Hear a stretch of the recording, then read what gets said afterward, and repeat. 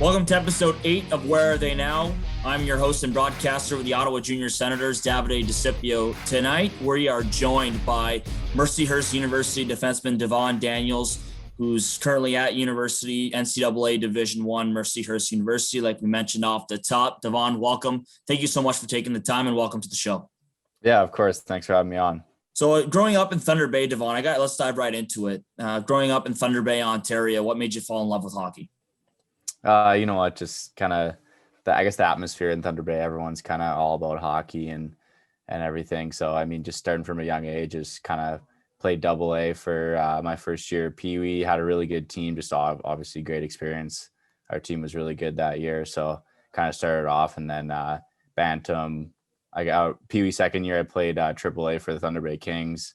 Obviously had a really good experience there too. And then moved up to the Bantam triple A and kind of just saw the competitiveness and everything for AAA hockey, and got to go down to Southern Ontario, play like the Marlies, a bunch of Southern Ontario teams. So just obviously a great experience there, and just kind of sparked my love for the game and just my desire to play at the highest level I can. So yeah, definitely started off there. When you mention when you think of Thunder Bay, of course, the first and hockey, the first family that pops into mind is the Stahl brothers. And were they part of the reason why you've decided to follow suit? And then, of course, they're the face really of Thunder Bay. Yeah, I mean, for sure. You grow up kind of just playing on the Kings. You hear about all those superstar players like Patrick Sharp, even too, just to kind of gone through there. And I mean, obviously, you want to follow in their footsteps and kind of get to the same level they're at. And it's nice knowing that they played kind of in the same program as you. So definitely just knowing that those guys obviously went through the same path that you did kind of gives you that motivation to get to the next level. So yeah, it's really good.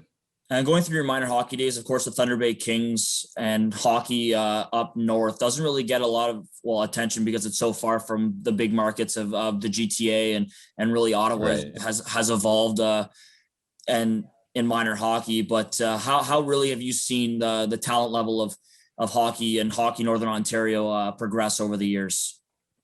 Well, I think when I was minor midget there, the exposure wasn't too great. And I think just having those couple of guys kind of move on and realizing that these guys are coming from Thunder Bay really kind of made people look back there. And I think it's starting to get back to, I guess, where it was before. So I know people are always talking like, how can we get more exposure? And obviously with joining new leagues and things like that, it's starting to grow a little bit more exposure. But yeah, in minor midget year, we didn't have that great of exposure. And I know a lot of guys are probably passed up in that OHL draft and things like that, but a lot of guys still manage to kind of move on and play elsewhere. So I think it's obviously, it needs some work, but I think it's getting back to what it used to be. And now you speak of being passed over in the OHL draft. After 30 points in 61 games in your draft, you didn't end up getting drafted in the Ontario Hockey League. Did that really shift the mindset to say, hey, it's maybe you look at the college route? Yeah, I mean, I know that if I was going to get drafted, it might have been one of those later rounds, but I was just obviously looking to build my stock at that point and get to go to a rookie camp and just kind of experience that, I guess, that higher up level and just the atmosphere there and things like that. So I think that after that, I definitely focused my goals onto NCAA in college. So I think it was, I mean, looking back now, I think it was actually a really good thing that I didn't get drafted back then, just because then my sights were set on prep school after that and playing in the US. So. And you also got really that exposure playing at the OHL Gold Cup with Team Hockey Northern Ontario. And like you mentioned, that exposure playing against two GTHL teams, a team from Ottawa and Hockey Eastern Ontario, and then the two OMHA teams.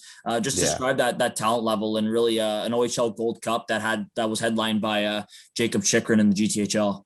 Yeah, you know what? It was an awesome experience. Just kind of, you knew when you were there, you were playing against the best players in Ontario. So I think just really kind of battling with them and seeing that I can be at that level and, all that, just it was definitely a really good experience and made me realize that like I'm not that far away from those top level guys and just got to keep working hard, and I'll take a different route to kind of get to where I am.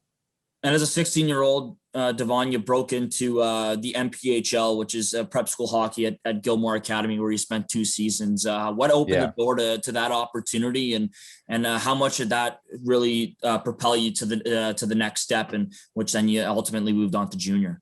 Yeah, you know what? I think I just went and played in a summer showcase tournament just to kind of get that exposure to maybe some prep school options and things like that. Going moving into major midget, and I had a good connection with our coach Mike Cellino at one of the showcases, and he told me about an opening they had on their team and that they really like to have me, and it was kind of like a last minute kind of thing. So it ended up working out, and just right away I knew it was obviously a great program. Just living on a prep school campus, having two rinks, literally a 2-minute walk away from my dorm room was a great thing just for my own development. And just at that kind of younger level, I kind of blossomed, like grew out at I get that 16, 17-year-old year and just kind of exploded just with my skill and all that. So it was a really good experience for sure. Was it nice to witness kind of a college feel, even though it wasn't college? You're still in grade 11, grade 12, and of course the American system, you're technically a year behind. Was it a good kind of experience to get your feet wet and what you ultimately committed to Mercyhurst D1 in your second season? Yeah, you know what? I guess when I was there, I didn't really realize as much kind of how it would help me out in the kind of college, I guess college hockey sphere of things. Kind of just obviously going to class all throughout the day, and right after class, we head down to the rink, get our workout in, get our practice in, then get back to our dorms and do our homework. Pretty much the same thing I'm doing now. So yeah, it was definitely a really good. I mean, when people ask me about it, I say, yeah, it was an awesome experience. I know it'll help you for sure in the future if you do end up going on that college route, because it's pretty much the same thing, just a little bit scaled down, obviously, going to a high school rather than a university. So yeah. Something that's kind of on the university plateau in terms of atmosphere was playing the AJHL, and especially for a team like the Brooks Bandits, where you end up going following 2 seasons at Gilmore Academy. Um, with the commitment already in your back pocket, and it was time to get some junior experience, what led you to go to the AJHL in Brooks? You know what? Just kind of obviously after my senior season, having a really good season and getting my commitment to Mercyhurst, and just obviously looking to get better and get to that college level as soon as I can. I guess I was just, I mean, obviously I visited a few places. I visited Hawkesbury, Ottawa, a couple NAHL teams, a couple USHL teams, and then obviously went out to Brooks and just kind of, I really liked the atmosphere there. Just kind of had a really good pro feel, and I thought that kind of just seeing a lot of the good players there, just kind of wanted to get mixed in with them and just kind of, I guess, have some success and things like that. Just kind of wanted to be out west. I know a lot of guys kind of make that move out west, whatever, just kind of have a little bit different of an experience for me. So I guess just choosing to go there was, I mean, it was a good decision just because I got to see that experience, but I was obviously happy to move back to the out east after Christmas there. So you ended up coming to the Ottawa Junior Senators during the 2016-2017 season. And it was, and you guys end up making the Bogart Cup finals against the Carleton Place Canadians, but you fell, which has led to back-to-back championships for CP. But just describe coming into the Ottawa Junior Senators organization, and just how much did you learn right off the bat from Martin Dagenet and co? Yeah, you know what, I was really excited to kind of make that move. Just I guess just kind of have a more of a kind of player development feel in Ottawa, and just, I guess, work on my game and work with other players, kind of obviously working towards the same goal, just have a better team feel. And you know what, going into Ottawa, I just right away, the guys were asking me to come, obviously hang out with them away from the rink, just go do things. And it felt really good just being in that big city, kind of having things to do, just really made that connection with the team. And I think that the biggest reason why we were so successful is because the guys in the team were so close, and we really cared about each other. And obviously that translate to on the ice, just kind of working towards that same goal to win. And yeah, I mean, we did have a good run in the playoffs there. Obviously we knew we had a good team, Adriano and Nat. Like I was really kind of like just looking around the room, just saying how good our team was. Right. Mm-hmm. And obviously make it to against CP there, just playing in their barn, I think is the hardest issue, just with all their big players, especially that year. They're just putting it in the corners and pounding us. So I think that that definitely helped them out. But then obviously just with Marty's coaching, just getting obviously the guys just with our systems were just so great. And I mean, it was tough loss definitely in that finals, but I think the next year we knew that the guys coming back and we were going to be adding guys was going to be obviously a great year, and it turned out to be.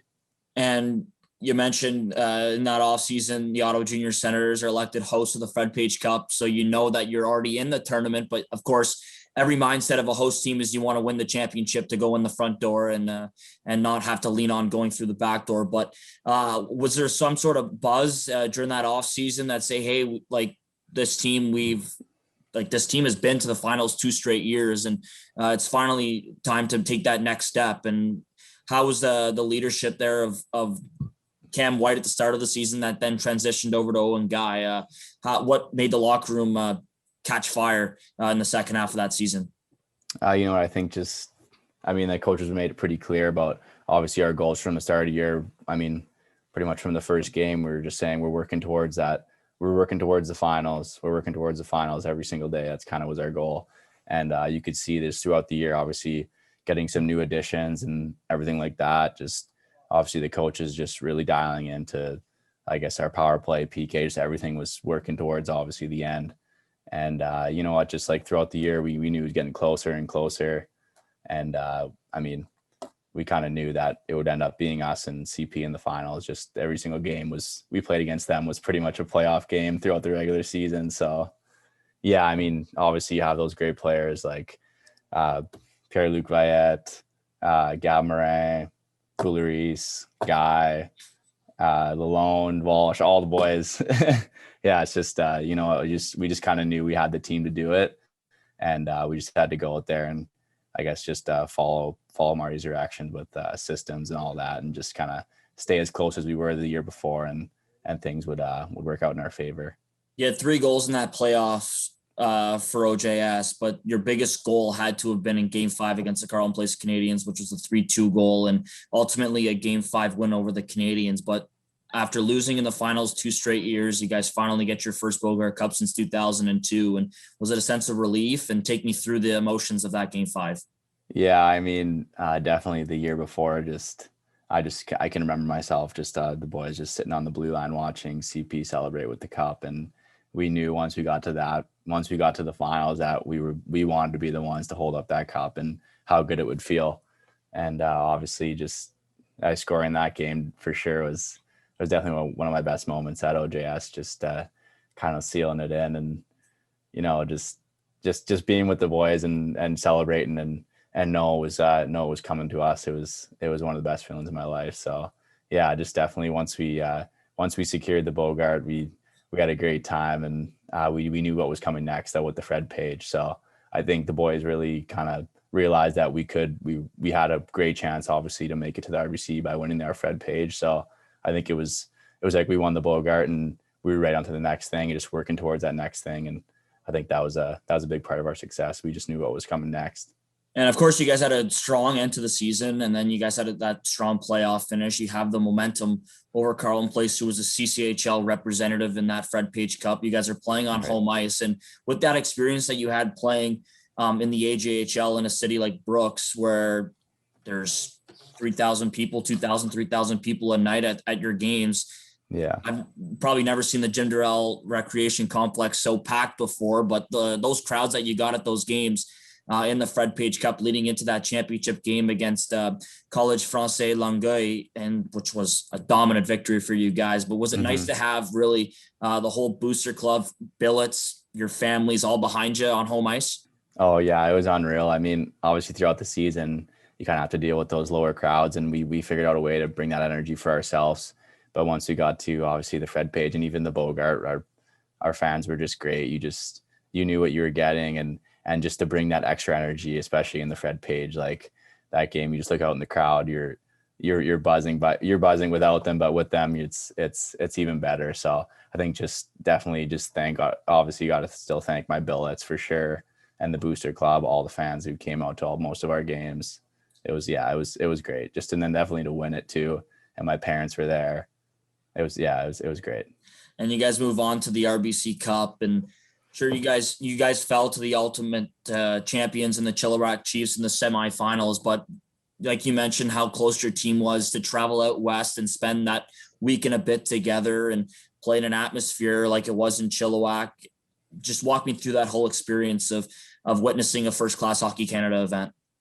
Yeah, obviously once we won the Fred Page, we we knew we were going down to Chilliwack, which is obviously going to be a great experience, just heading out west and playing in that big, nice rink and everything. So yeah, just from right when we got there, we unpacked our gear, and you could tell like they were going to take care of us that weekend, and it was going to be like a pro atmosphere, which it was. And yeah, I'm really grateful for that opportunity. And you know what, I mean, even when we were there, we were pretty beaten up, had a couple of injuries. I mean, I know myself, I was pretty sore from the starting from obviously the Bogart playoffs, and then I guess the Fred Page too. But we had our sights set on the RBC, obviously, and I mean, we did fall short and just kind of a couple of bad bounces. Like I think a month ago I was looking at some of the highlights from the RBC just with some of the buddies, and you could see I was like we should have had that. So yeah, no, obviously it was a great experience, and yeah, it was really good. And ultimately, it was your final season of junior hockey after the 2018 RBC Cup, and you move on to finally your commitment at Mercyhurst University, where you're now in your third season. And just take me through how much of a jump it was from junior A hockey to NCAA Division One. Yeah, I think obviously just the biggest jump is just how important like the games are compared to, I guess, in juniors, just with playing a 30 game season, just kind of, you do a lot more practicing, and you got to kind of realize that you are playing with guys that are going to be 3-4 years older than you, especially me. I didn't play my last year out of juniors. So there was guys I was battling against who were 4 years older than me. And I kind of had to learn different ways to use my skills and kind of just realize what I need to do and how I need to change my game to get in the lineup and kind of be effective. So yeah, it was definitely obviously a bigger jump. Just getting to your first game, you realize the speed is even faster than the CCHL, and guys are bigger and guys are making smarter plays. You definitely have a lot less time. So I think just getting that experience in those games freshman year and each year, kind of my goal is just to get better and obviously get into more games and just kind of, I guess, craft my game a little bit better, kind of make me more effective was my goal. And I think I've done that. So yeah, it's definitely a big jump, but once you kind of realize what you need to do, it's really fun. It's really fast. It's a different game than juniors, but I think playing at Ottawa, just that speed definitely helped me, because I didn't think the speed was too big of a jump, just kind of like that less time to make plays and a little bit bigger of guys. And of course, playing in a rink like Carlin Place so many times in the playoffs, yeah, it allows you to make those quick decisions. Yeah, for sure. So, of course, playing in the Atlantic in the Atlantic Division of NCAA Division One hockey, you guys face like guys RIT and Ian Andriano, and Zach Sloom was there for a couple of years. Your former teammates Darcy Walsh and Nick Lalonde at Robert Morris. Is it nice to see each other more often as the schedule drags on and reflect on your championship year in Ottawa and the runner-up the year before? Yeah, for sure. You know, like you when you know you're playing those teams, you shoot them a text and say, hey, like, good luck tonight. Just kind of, we'll see you out there kind of thing. And then you end up taking a draw against the guy or whatever. And it's just kind of, you give him a jab, and yeah, it just kind of brings you back to playing together, obviously, in Ottawa. And it's really good. I think that's one of the best parts, just playing those guys you used to play against, and just having that connection still from winning is a great thing. Your first NCAA goal came just a couple of months ago in a game right before the Christmas holidays against Niagara University, which ended up being the game-winning goal. Walk me through that goal from your perspective, and your career high before that in junior hockey was 4, set with Ottawa in the 17-18 season. So goals are rare, sort of safe for you. Yeah. Was it nice to finally get the monkey off your back in your third season of NCAA hockey? Yeah, for sure. You know, obviously the 2 years before, I was getting good chances, hit the post, things like that. So, I mean, you know, just the puck was just kind of sealed in the zone. My D partner, Quinn Wickers, just took a shot, and it kind of got tipped, came around. I picked it up off the wall, kind of just looked at the net and just kind of saw a lane, took a shot, and obviously it found eyes, went back of the net. So yeah, it was a really great moment for me, just kind of getting that off my back and just kind of obviously being the game winner. Every game was pretty huge back then. So yeah, college. Yeah, it's really good. Yeah, it was a nice goal, and I was pretty happy about it. You guys at 7-8-1 in 7th place in your conference right now. what does Mercyhurst have to do here down the stretch of the season? And you personally, what would you like to achieve here by the end of the season? Yeah, I mean, obviously we had a little bit of a younger team, just kind of getting things in set, couple injuries, things like that. But yeah, just kind of our goals have just been getting better every day and working towards obviously the playoffs, which we play Niagara here on next Monday. So I think just we need to get past that first round, just play hard, play how we need to play, and then obviously look towards Robert Morris. But yeah, just kind of I mean, obviously our team we just need to kind of play our systems and work together. We have a lot of scoring. We have really good D zone. So we just obviously to bring every part together, play that full 60 minutes, and I think we should be fine.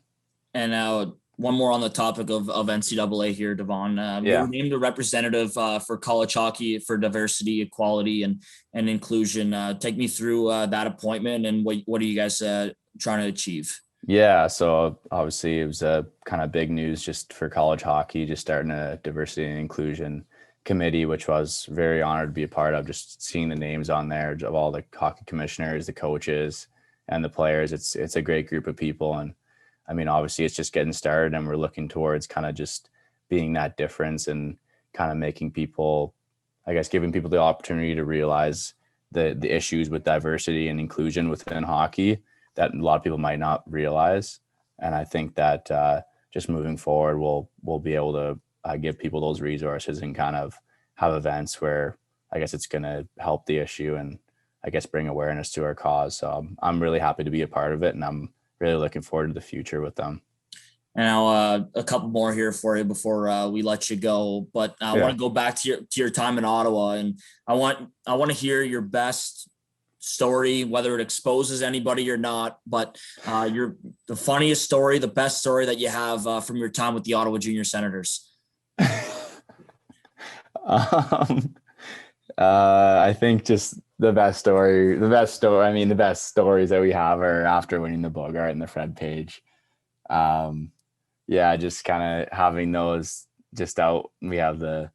We have like the apartment that Anderson and McCabe lived in called the Bullpen, and the boys would kind of meet all there. And when we had the Bogart and the Fred Page there, just having the boys like just drinking out of it and kind of just hanging out with it like it's one of our buddies was obviously the best kind of moment that we had. Just bringing that out with us for a night out was probably enough stories for all of us. And I have to ask you this: how would you want to be remembered and for your time in Ottawa, and what will you remember most? I guess I want to be remembered just kind of having that the team that got the Bogart Cup first, and just starting off that obviously the next 3 years after that, just having that success and being a part of the team that started the culture there, just the winning, like the championship culture, and just being a part of that means a lot to me. And just being obviously just a team that glued together and just being such good teammates to each other and having that friendship off the ice that obviously now you're going to be able to, those are your brothers for life. So it means a lot to me just to be a part of that group and having such a close knit group that wins championships and is successful on the ice. So, yeah. Perfect. And the last one for you, it's the time of the podcast where I'll turn it over to you to give a shout out to anybody, say hello, and just touch on your time in Ottawa. Alrighty. Yeah. Just want to shout out all the boys for sure. Shout out Bullpen, Greener, Beezer, all the decor, McCaber. Yeah, definitely. Just a great time in Ottawa. I miss it a lot. I mean, happy that all the boys were there, and just it's nice that we have the championship to remember us by and have that ring for the rest of our life. So yeah, cheers, boys. All right, Devon, thank you so much for taking the time. Congrats once again on your first NCAA goal this past season and the new group for diversity, equality, and inclusion with the NCAA. And best of luck to Mercyhurst and yourself down the rest of the season, and we'll chat down the line. Awesome. Thank you so much. Appreciate it. All right, thank you. Bye.